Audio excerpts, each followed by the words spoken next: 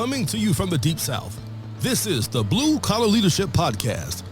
High-impact leadership is not reserved for leaders, and it has nothing to do with your position, title, or rank. However, it does have everything to do with your character. It's time to climb to the next level and beyond, personally and professionally. Now, let's start making it happen with your host, Max Story. Hello, and thanks for listening to the Blue Collar Leadership Podcast today. So today I want to talk to you about why leaders drop the ball relative to cultural transformation. And before I dive into this, I want to let you know I ain't here to beat up leaders. This episode is just to share some insight. Rhea and I speak to a lot of leaders. We've been doing it for a long time. We've seen a lot of things that most people don't get to see relative to what it looks like during, before, during, and basically after companies succeed at cultural transformation. And I'm going to tell you this, there are very few that succeed.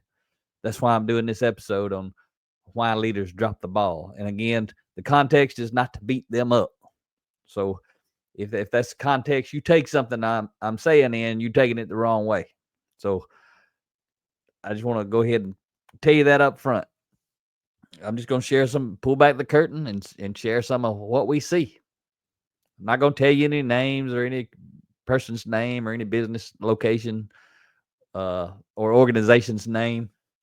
All that stuff doesn't matter. I'm just going to talk about the principles of what we see.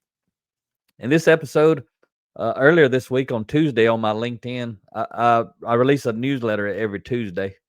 A lot of times it's based on chapters from my books. Sometimes, like this one this week, was actually based on this episode right here. And it was something I wrote from scratch. And so it's not in any of my books. But if you're not subscribed to my newsletter on LinkedIn, be sure to go check that out. Hit the subscription button where you can get those newsletters. I know a lot of leaders out there use our newsletters.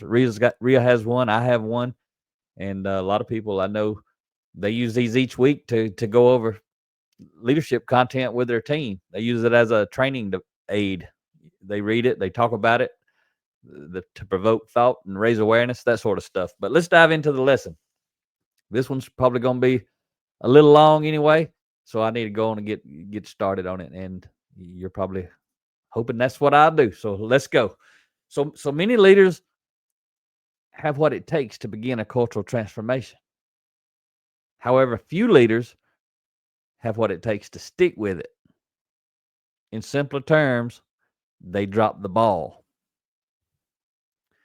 So the lesson today actually comes from the written lesson in my newsletter that I was talking about, that I released on my LinkedIn Blue Collar Leadership Tips newsletter. So that's where this content's coming from. But I'm going to add some to it today. But I'm going to be referencing it as I go through today's lesson.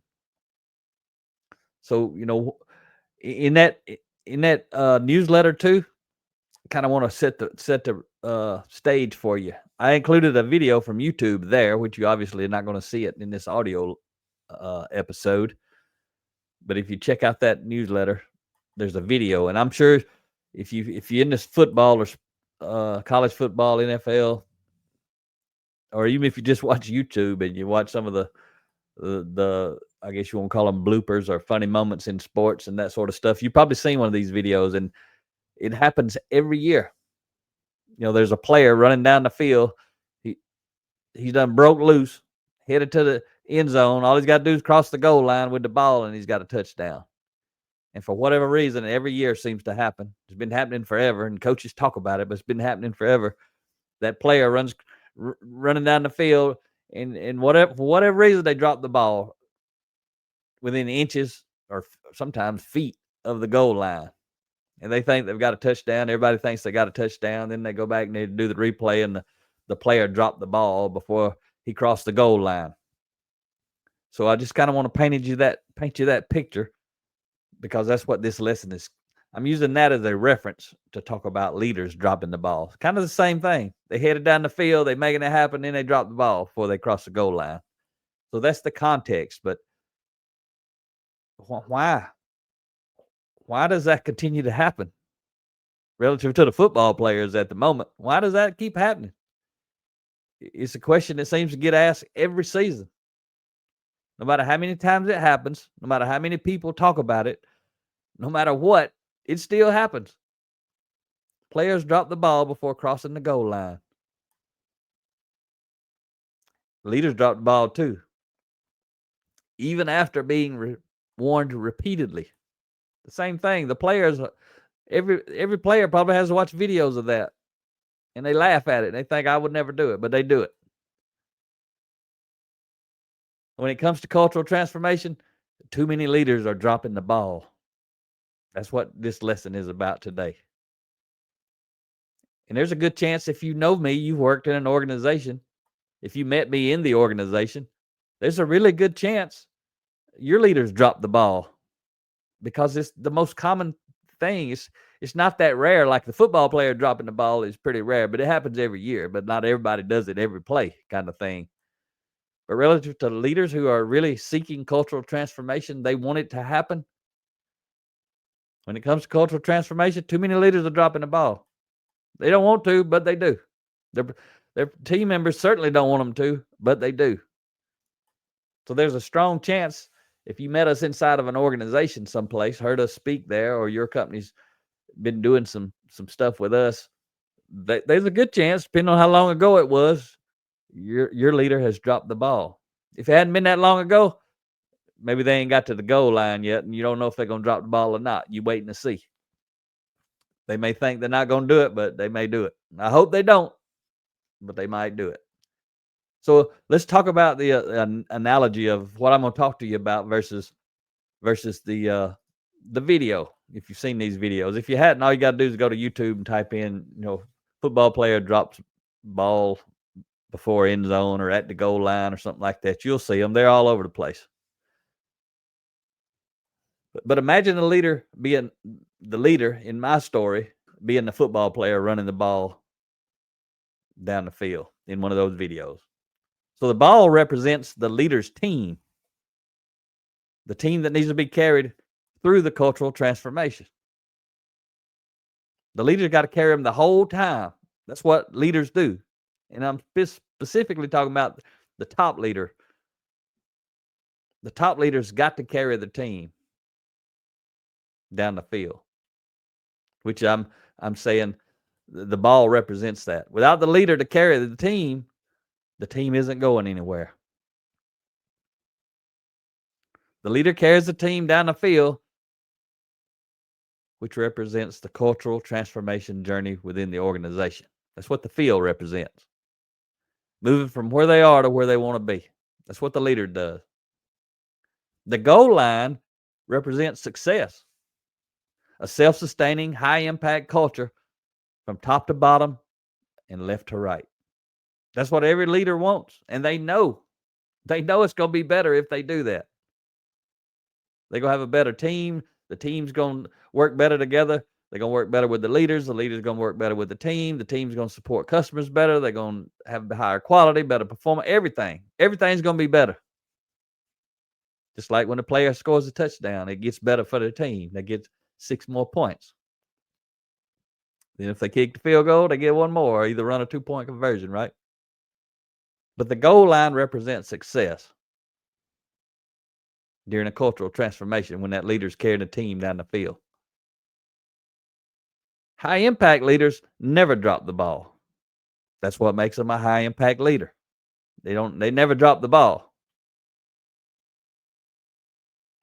But as soon as the leader drops the ball, that's an indicator they're not a high-impact leader. So a lot of them want to be high-impact leaders, but they're not because they drop the ball.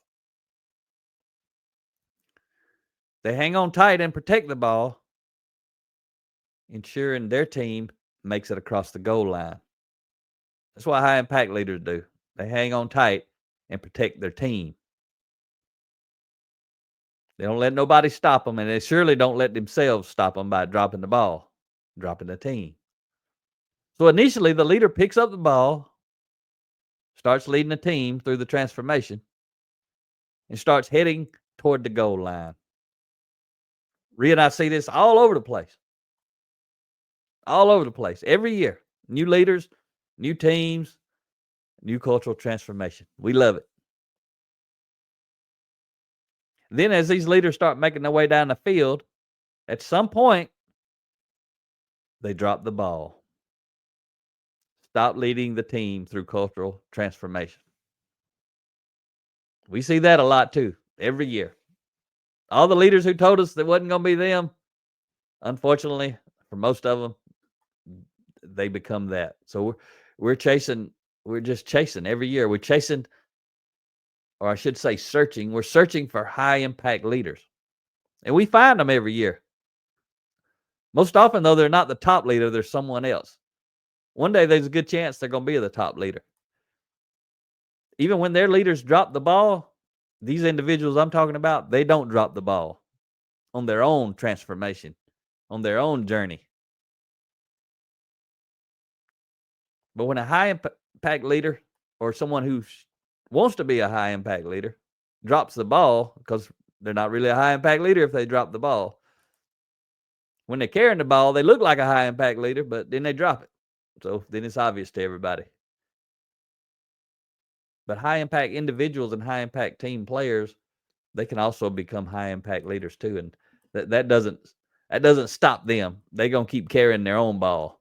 And they may carry some other team members with them. They just are not at the top. So if the top leader don't want to make it happen, it's probably not going to happen. So the video, if you can go look at one of those videos, the video, and I've painted you a mental picture. You understand it, I'm pretty sure, without a doubt. You've seen it already too, probably somewhere. But a video of this provides a great visual illustration of what Rhea and I witness over and over and over and over again. Yes, it's disappointing, but that's our mission.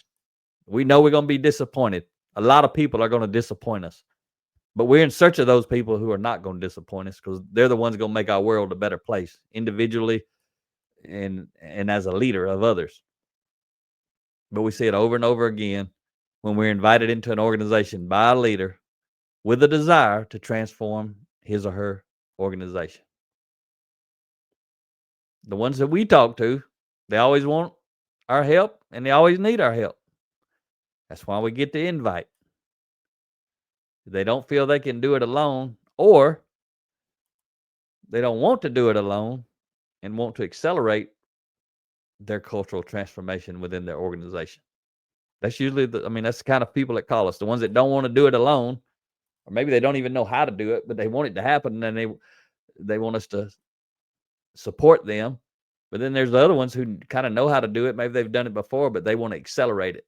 They want to go faster. There are no shortcuts, but you can absolutely 100% travel at different speeds. Depends on how you encounter and overcome obstacles, or you let them slow you down. Just depends. So here's an extremely simplified version of how it most often plays out. Those of you who don't get to go see this is how it plays out. Again, super simplified. First thing, leaders invite us in to help them kick off cultural transformation because they know they need it. And they know their team, and the organization will benefit from it. So the leader starts out strong. Rhea and I repeatedly advise them they are the key to making it happen. We tell them they must be engaged. They must maintain a slow and steady drip of workforce and leadership development internally to continue the transformation. We show them how to do it and demonstrate how simple it is. We help them understand that doing it is not hard at all, but you got to do it. Doing it consistently and continuously on a small scale is very hard for many leaders. They want to do it and move on. They don't want to do it consistently. They don't want to do it continuously. Those two words mean two different things. Continuously means we're never going to stop. Consistently means how often are we going to do it? Why we're never stopping. Consistent, someone could do it once a day. Someone could do it once a week. Someone could do it twice a week. Someone could do it once a month. once a week, kind of at a minimum. And I'm talking 10 or 15 minutes that everybody in the organization is being touched by this leadership drip that I talk about. We communicate this type of development never ends. We also encourage and advise, and most of these leaders do it. They read my book, Blue Collar Leadership and Culture, the 5 components for building high-performance teams. And you can go preview that book. You can learn about that book, the online course. You can. There's a link to preview the first 5 chapters, to listen to a 5-minute audio sample from the audio book. All that's available at bluecollarleadership.com/culture. And you'll find information on that. And also our online course. We got a 7.5-hour online course for that. So anyway, we introduce all that to these new leaders. We tell them about all this stuff. So they get into that. We advise them to lead book studies with the top leader and the top leader's leadership team, so that they fully understand the big picture. And the ones who are serious, they do it. Many bring us in to teach content from all of our other books. They study it, they go through it, they do book studies with it, they do all that kind of stuff. But they bring us in to accelerate it, to develop their leadership team up at the top end, and then the support folks, everybody, the workforce, entry-level people, everybody. Some of the leaders, the best organizations, the best led organizations have leaders who are going to facilitate book studies, and then they're going to expect the hungry people who are bought in, expect them to also facilitate book studies. The leader may facilitate the first one, but then they may just participate in the next however many. And occasionally they'll facilitate a study, but they don't want to be the only ones facilitating book studies. And if you want to learn about how to facilitate this high impact book study, same thing, same video these leaders go through. It's out there. It's free. It's a 45-minute video. Go to bluecollarleadership.com/book study training. I'll, throw those 3 words together. bluecollarleadership.com/book study training. You'll see, I think there's 4 testimonials from 4 different leaders in 4 different organizations. And there's a link to the video training. Rhea and I used a PowerPoint to teach that, go in depth and help you learn how to do it. So even if you never bring us in and you just want to do this, even if you're a supervisor and you want to do it with 4 people, you can do it. You get them 4 books, go through that video, learn how to do it, go make it happen. Any leader at any level can do it. So that's kind of the first thing. They invite us in. They start out strong. Then they encounter some level of resistance. It's usually right out of the gate. But these hungry leaders, these fired up leaders, they push through it with the momentum they generated at the start, with the support of all those who bought in. Especially if they brought us in. When they bring us in, they usually get a lot of momentum right out of the gate. Then they have to maintain it. That's their job. Our job is to go in and get people fired up and create some momentum, and then hand the ball off to the leader. Because we're not the leader. We don't own the company. We're not the CEO. They bring us in. We serve as a leader temporarily while we're in there growing and developing people. They hand us the ball, let us do that, but we hand it off to them and let them carry it. But their success in overcoming the initial resistance energizes these leaders and provides hope to those who are already on board. Those on board begin to truly believe this might actually stick. It's not just another program of the month initiative. That's what the people on board believe when that leader overcomes the resistance and keeps pushing forward. Because the people on the other side who ain't interested, that's what they're saying. Oh, it's just another program of the month. And so I'm combating that. Rhea and I are combating that. The people who are bought in are combating it. The leaders combating it. But that's what people are saying. Even if they don't say it out loud, but which many do. Many just keep it to themselves. And then ultimately, at some point, unfortunately, the leader drops the ball. Most often within the first 6 months to 2 years. That's the window. And I would say most often within 6 months to 1 year. But some carried a little longer and then dropped the ball. Very, very few get to cultural transformation football across the goal line. Very few. The leader who was once fired up and energized more than anyone allows the momentum to slip away without doing anything about it. All that work, all that energy, all that time, money, and resources, drop the ball. Let it go. It was a waste. As soon as this happened, it was a waste. A waste of time and effort. They'd been better off not to do it. When this happens, the cultural transformation is over.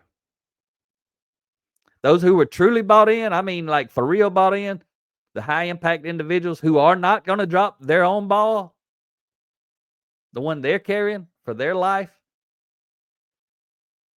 they're likely going to leave the organization at some point in the future. Unless they drop the ball later. And that happens too. But I'm talking about the ones who don't drop the ball. The ones who never drop the ball, the individual, at some point in the future, they're likely to leave and search for a better leader. Those who drop the ball become bitter toward their leaders for dropping the ball. And they just go back where they came from. But the ones who don't drop the ball, that become bitter at their leaders for dropping the ball, they leave. These A players I'm talking about, they want what they were promised. They want to be part of a high-performance, character-based team. They want what that leader promised them. They want what that leader sold them on, what they bought into. They want it.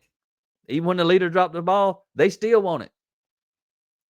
Be like if you starving and I put a big old, nice, juicy filet in front of you. Nice meal. Got everything. Got the sides. Got everything. Got the bread. Got everything. And you starving. And you want that. And I stick it in front of you. And then you let you start nibbling on it. Let you see how good it is. Then I take it away. Guess what? You still want it. It's the same way with cultural transformation. That's why the best people, they're going to leave. That's why there's something called the law of the lid. It says the organization can outgrow the leader's ability to lead the organization. It's going to go back to where it came from, meaning the organization. Sometimes it's worse. Because some of those people who bought in and left or leave at some point, they actually would have stayed if the leader hadn't started this journey. But the leader started the journey and opened their eyes to what they really wanted, and they wanted it at that company, but the leader drops the ball, so they had to go somewhere else. But those who remain in the organization will eventually drift back to where they were before the cultural transformation started.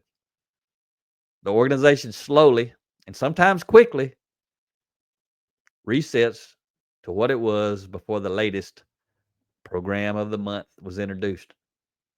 You see, when the leader's saying it ain't a program of the month, and everybody's wondering, is this really a program of the month? What they know leaders drop the ball all the time. Not just with leadership, cultural transformation. They drop the ball on all kinds of initiatives. That's what makes something a program of the month. When you hear that term, program of the month, the only reason that even exists, that term, is because leaders drop the ball. They drop the ball all the time. They start something, but they won't finish it. Again, I ain't here to beat up the leaders. I'm just here to tell you the truth, which you already know. I'm just validating it for you. If you are a leader, a top leader, you need to be aware of this. You need to be aware of it, especially if you're going to start a cultural transformation, or if you're already in one now. Don't drop the ball. If you're involved in it, don't drop the ball. It's a choice. When the leader drops the ball, what could have been true cultural transformation becomes just another program of the month initiative. When people are saying that in an organization, when we hear that, sometimes we literally hear it. We already know they got leaders in there that drop the ball all the time. The people have already been trained that the leader's going to drop the ball. And when we come in there and we try to tell them, hey, this is different this time. This is for real. And I'm trying to get them to buy in. They know the odds. They know the track record that Rhea and I usually don't know. They know the track record. They know that it's probably going to be a program of the month. That's why a lot of people don't buy in. The worst leaders cast blame and accuse their teams of dropping the ball. However, their teams were never carrying the ball. The leader is the only one who carries this ball. And I'm talking about the cultural transformation ball. That's symbolic of that player running down the field and dropping it before they cross the goal line. They don't have to, but some of them do. And a lot of leaders drop this ball that I'm talking about. But if this ball is dropped, the cultural transformation ball, if it's dropped, it's the leader who dropped it. Not all the players. Players ain't carrying that ball. They're carrying their own individual personal transformation ball. That's what each person carries.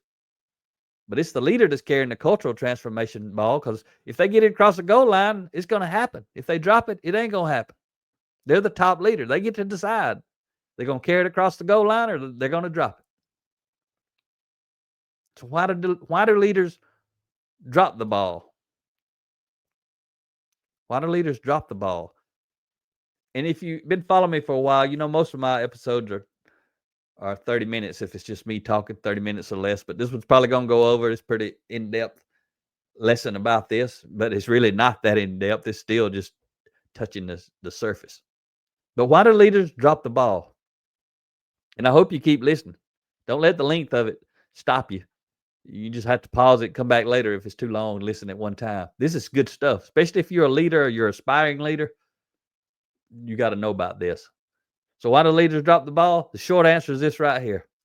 Leaders who dropped the ball were never fully committed. They were simply interested and hoped the transformation would just happen somehow without them having to remain involved long term. In other words, they wanted to happen without them having to carry the ball across the goal line. Just like a player drops the ball, run down the field. You might cross the goal line by accident, but they ain't going to score. You got to carry it across the goal line.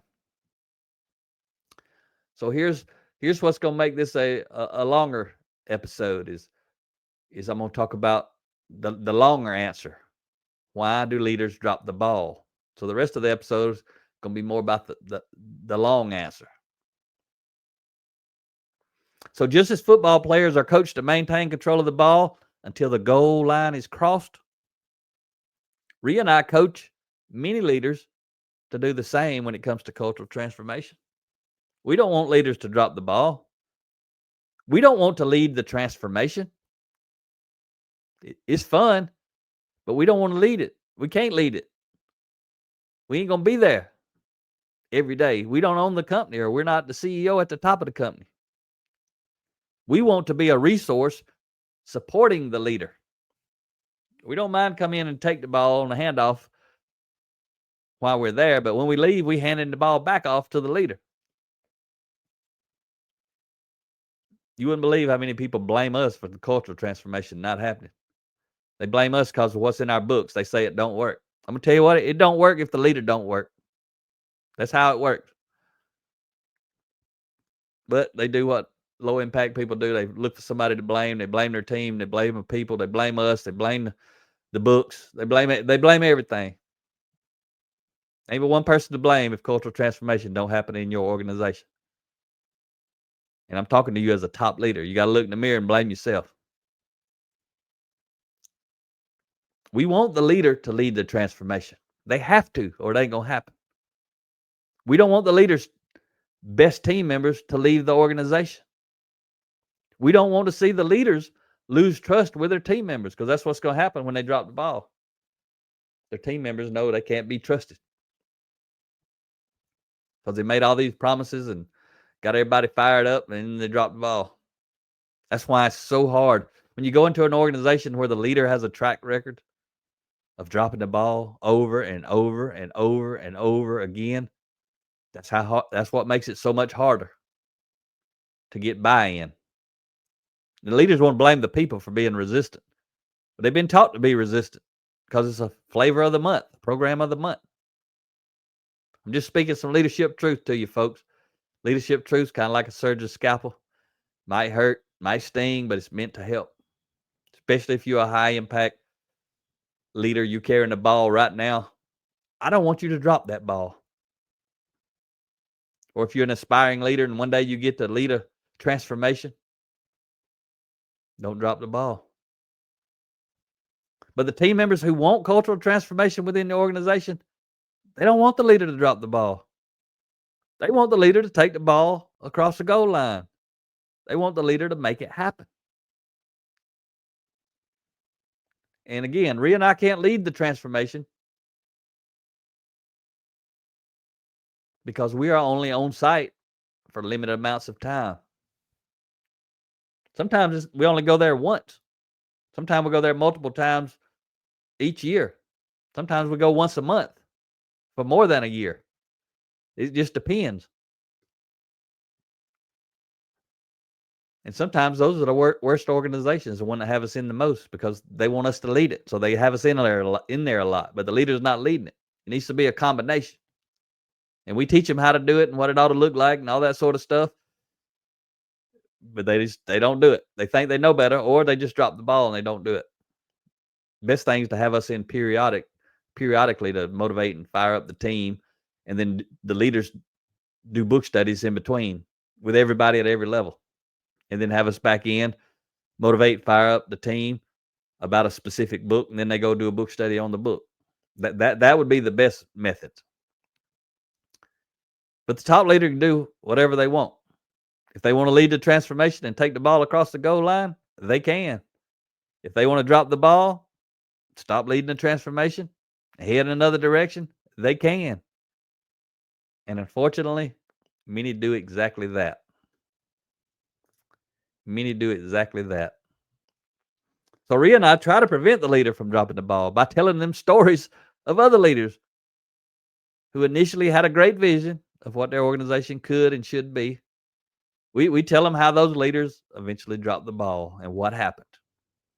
And again, we don't tell them their names or the names of their organizations. That doesn't even matter anyway. But I'm just telling you, in case you've dropped the ball, I ain't out there telling somebody your name and your organization. But if you're still listening, you're probably not one of those leaders that dropped the ball.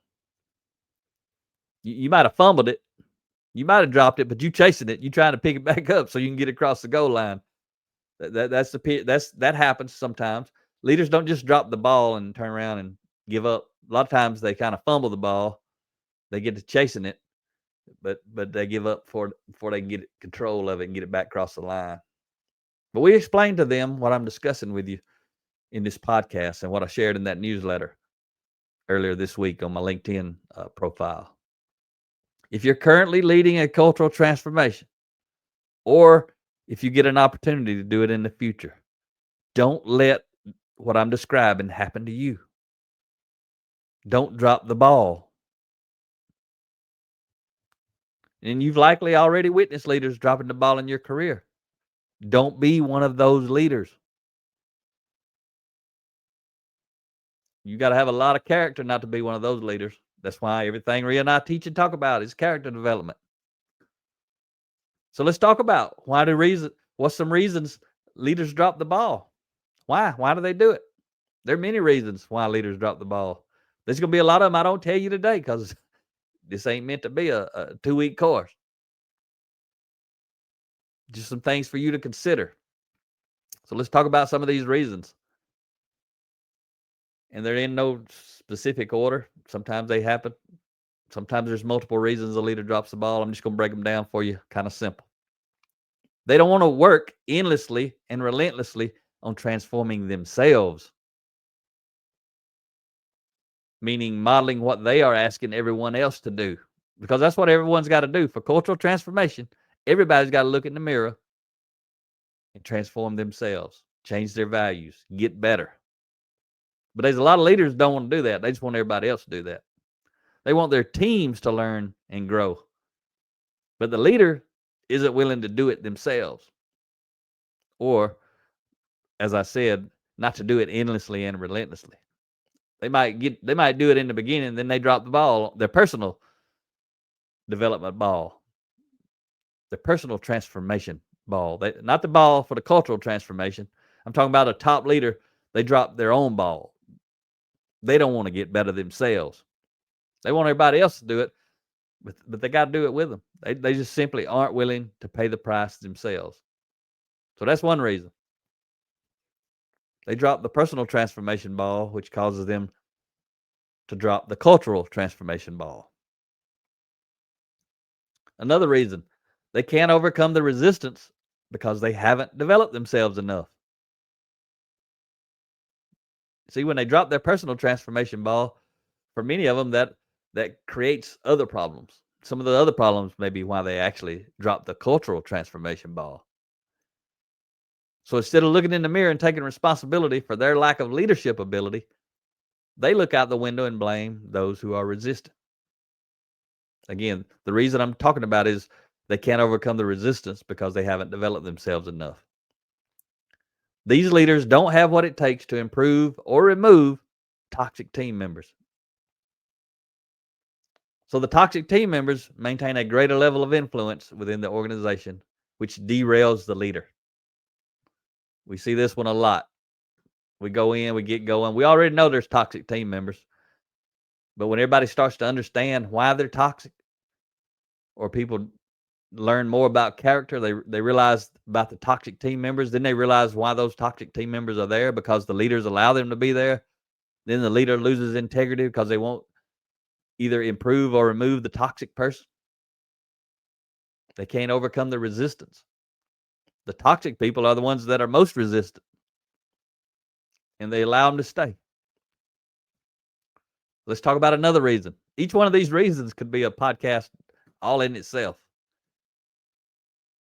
This is another reason. When they see things getting better, these leaders falsely believe the momentum will sustain itself. And this is probably the most common reason. Then the leaders disengage. They think they got momentum, they feel momentum, so the leader disengages. They stop leading the transformation and focus on managing the transformation from a distance. They don't fully understand that cultural transformations aren't self-sustaining. Someone must always be leading, and that someone has to be the top leader. It's got to be. They got to stay involved. They can't just want everybody else to stay involved. This doesn't mean you got to be involved 40 hours a week or even an hour a day. But most leaders who fall victim to this reason, they just unplug. Expect everyone else to just make it happen because they've cast the vision. It ain't going to happen. It ain't just going to happen. The momentum may go for a little while, but eventually it's going to stop. It ain't going to roll forever. Another reason that leaders drop the ball, they aren't willing to model what they expect from others. I kind of touched on this earlier, but I'm going to say it a little differently here. They want others to engage the process, but aren't willing to be fully engaged themselves. They prefer to manage their way through the cultural transformation from a distance instead of getting in the middle of it and leading their team through cultural transformation. Cultural transformation requires high impact leadership at every level. That's why that leader cannot stop. The top leader cannot stop. And then they got to get a set of leaders underneath them that will not stop, that are on board. The ones they got to improve them or remove them, whichever one. We got to do it. And then the same thing's got to happen at the next layer. The same thing's got to happen at the next layer. You got to do that all the way through every level of formal authority leadership in an organization.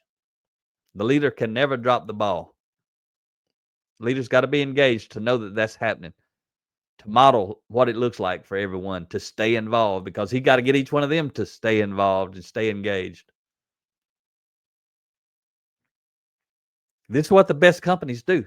They don't drop the ball. But you'll notice sometimes a leader, a CEO who hasn't dropped the ball, sometimes they retire, sometimes they die, sometimes they leave and go somewhere else because they want to. They carry the ball with them. They're going to go do cultural transformation somewhere else. Whatever reason, a leader who will not drop the ball leaves an organization. Lots of reasons. Then they get a new leader, either promoted or brought in from the outside. This leader may not even want to carry the ball. They may not even be interested in cultural transformation. So then that momentum is going to dissipate over time, and it's going to not be a good situation. All the best people are going to start leaving. They're going to see the writing on the wall really quick. The better they are, character-wise, the faster they're going to see it, and the more it's going to matter to them. So once they start going, the momentum starts heading in the other direction. Or sometimes that leader will come in, pick up the ball, but then they drop it. So one more reason leaders drop the ball. They give up because cultural transformation takes too long. It just takes too long. It's because there's a lot of people who got to change their values. And there's going to be a lot of people who drop the ball. And then you got to figure out, improve them or remove them. But these leaders who give up because it takes too long, these leaders were never truly committed. If they were truly committed, they wouldn't have dropped the ball. Many leaders approach cultural transformation for financial reasons. Now, if they say that up front, I already know they're not going to be our client. Our client ain't worried about the money. They got money and they want to use it to build a better team. The ROI for them is my team's getting better. This stuff's hard to measure and quantify, but high impact leaders, they know it costs a whole lot more not to do this than it does to do it.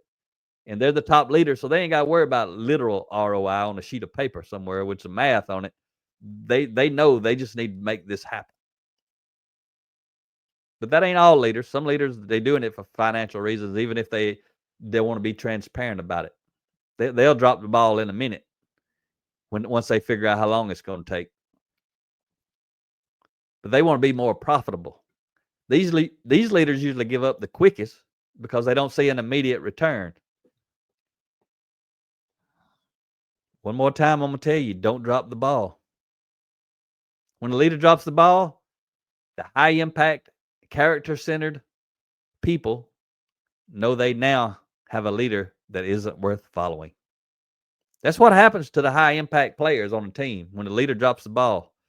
They just communicate. They just send a signal to the high impact, high character people. I'm not a leader worth following. That's why those folks usually leave at some point. Maybe not immediately. But when they no longer have a hope that leader ain't going to pick the ball back up, that's when they really about to leave. But don't be that leader that drops the ball. If you initiate cultural transformation, follow through. Stick with it. Lead your team until you retire or resign. If you have a team, lead the team.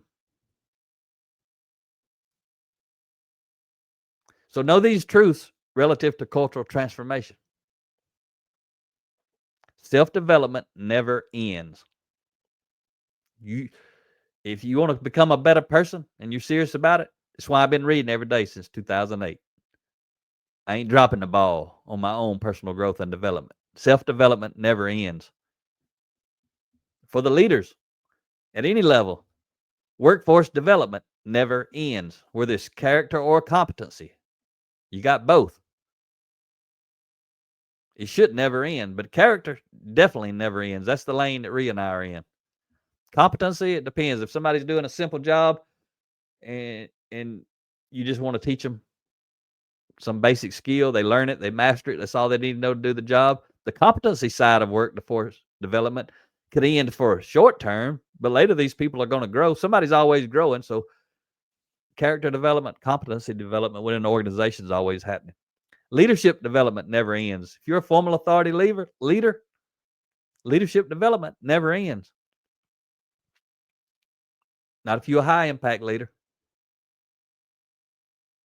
You always got to be developing yourself as a leader of other people, but also you got to be developing any leaders who are on your team reporting to you that you're responsible for. If you want to really be a high impact leader, you develop your peers or your bosses. It doesn't make any difference.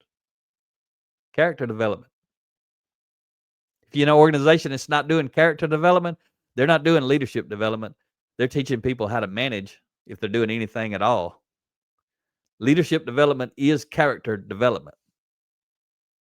If you have some kind of leadership development in your company and it's not related to character development, it's not leadership development, it's something else. And then cultural transformation never ends. What we've been talking about here, this whole time. If you're the top leader, you got to stay engaged. You got to keep carrying the ball. You got to get it across the goal line. You can't drop the ball.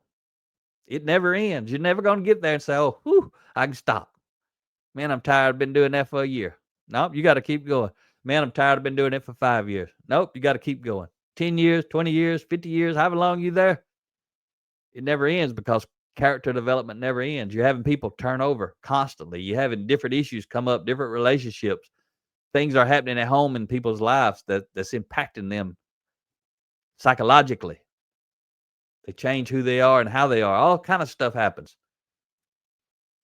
When it comes to cultural transformation, you're either growing or slowing.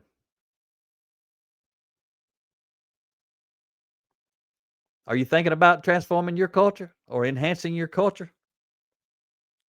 Let me tell you this. If your company culture isn't a competitive advantage, it's a competitive disadvantage.